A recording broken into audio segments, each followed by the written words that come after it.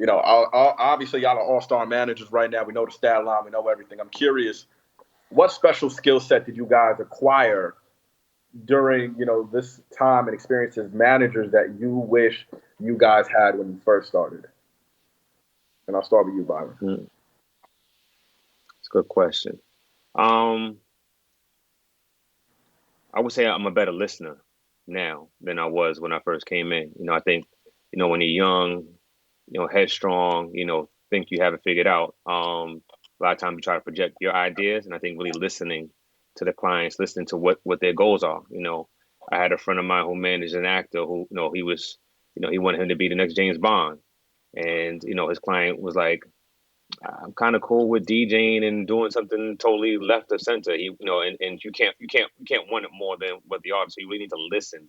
Maybe you want to drive the artist to the best and reach the height, but you can't want it more than them. And I think by having understanding, by listening to what they're trying to do, and creating a roadmap is important. So for me, being a better listener is a skill set that I've acquired over the years that's helped me sort of excel.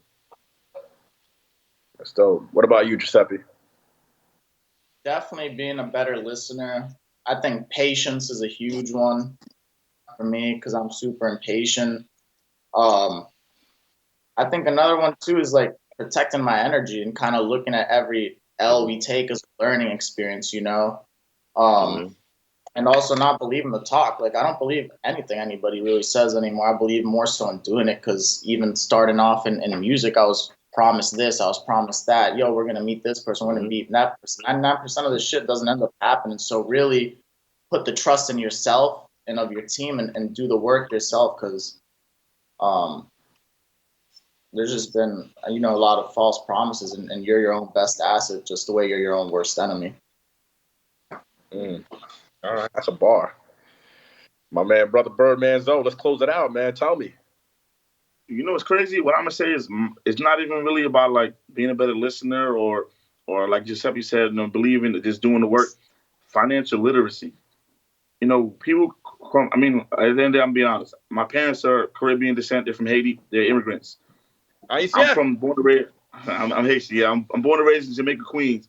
Where we from? We're not really taught about like stocks and SEP IRAs and that kind of Hmm. stuff. And I'm 33 now, and I mean, thank God I'm in this business where you have business managers who care about you and teach you these things, where you can go back and teach to other people who don't really learn this. So I wish I've been in the game for almost 10 years. I started with Brick Squad. I had the paying the producer to now in their money. I wish I knew what I knew now with financial literacy 10 years ago. So every client I ever had, instead of saying, yo, oh, we're going to buy jewelry or another Rolex or another chain, nah, put some money in stocks. Buy Apple, buy Tesla, get a SEP IRA, get a retirement fund, put money up, put money up for your kids, college funds. I think the fund's called a 529 plan. I wish I knew about that years ago because some people get big checks and they blow it on drugs and weed and liquor and lean and clothes and girls and cars and nonsense. But if you take some of that money and you put it up, you making 2% on $100,000 account every day. It's close to $2,000 in a month.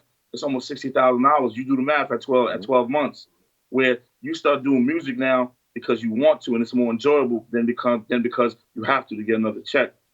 Listen to what I just told you. I'm giving you free game. You have $100,000 account and you make anywhere from 1 to 3% a day on that account. It's not always guaranteed, but in 30 days, if you can get 10 to 20 days of a positive income, you do the math. I'm pretty sure we all know how to use numbers on this phone.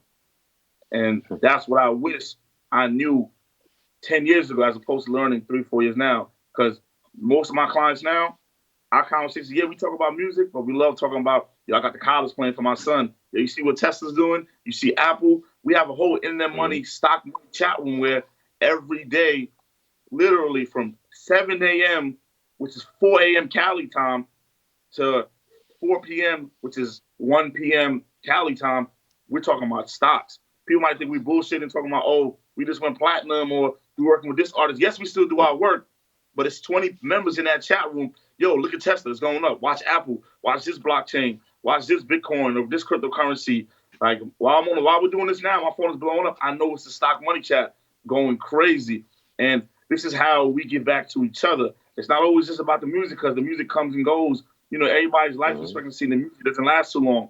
But if you have that Tesla when it was 300 in March, and before it sold, it was at 2,500. That's a $2,200 flip.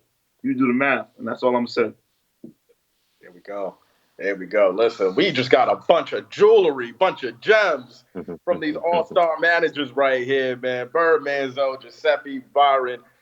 I appreciate y'all. SelectCon appreciate y'all. I know all the managers and artists appreciate y'all, and y'all gonna keep on shining. We can't wait to see what y'all got coming up in the future. Sir, Sweet. thank you, Carl. All right. I thank you.